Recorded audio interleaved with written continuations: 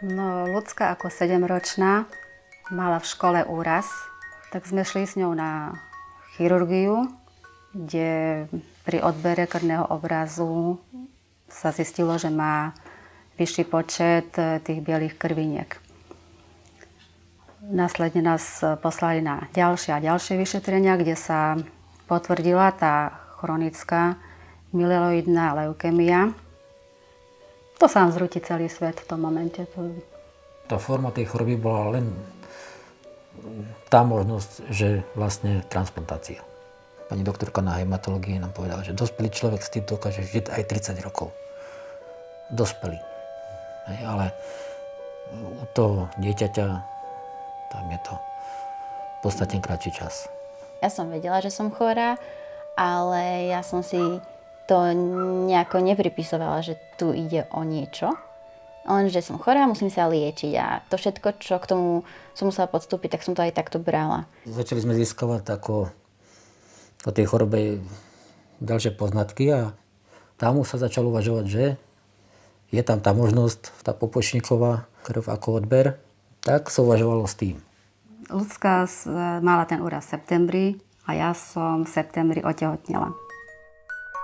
Tak sme vedeli, že určitá nádej sa tu javí, lebo v podstate pri narodení ďalšieho súrodenca tá možnosť 25 až 30% zhody by mohla byť.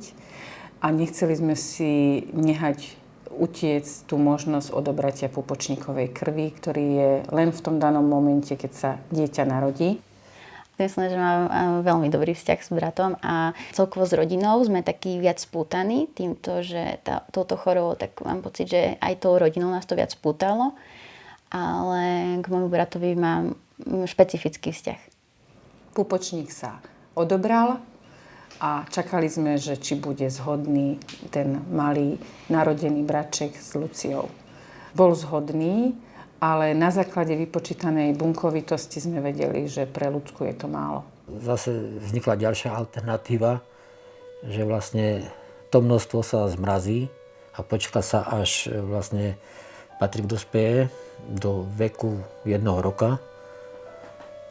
S tým, že môže tam v tom veku prebehnúť tiež odber kostnej drene, že by sa doplnil potrebný počet tých kmeňových buniek, potrebných pre transplantáciu. Bola to jediná možnosť. Našťastie Lucia mala ochorenie leukémiu chronickú, ktorá je v detskom veku veľmi zriedkavá a není takou urgentnou leukémiou na transplantáciu. Bola v chronickej fáze a mohli sme čakať, kým dorastie ten malý zhodný braček. Takže sme boli zase rok v tom očakávaní, vlastne, aby neprepukli nejaké komplikácie, aby Patrik bol zdravý. A keď dorastol do určitej hmotnosti, tak sme si mohli dovoliť odobrať jemu kostnú dreň, a samozrejme so súhlasom rodičov, a doplnila sa potom tá pupočníková krv kostnou dreňou. Keď prijala ten štep, tak my museli čakať, či sa ujal ten štep, či nebude telo bojovať s tým, že či neodmietne tento štep. Vlastne Lucinka bola prvá, kde sme použili indikovaný pupočníkový štep od narodeného zdravého súrodenca a potom v podstate pri všetkých iných potenciálnych pacientov, ktorých sme my už mali v evidencii, že idú sa transplantovať, a ako náhle sme zistili, že matka bola gravidná, tak sme tento odber indikovali my a v podstate do dnešného dňa máme odtransplantovaných 5 detí od súrodeneckých darcov. Vždy to boli zhodní, HLA identickí súrodenci, aj ten pupočník bol dostatočný v prípade tých 4 ďalších. Na voze bola veľká debna. Len čo som ju zazrela, poskočilo mi srdce.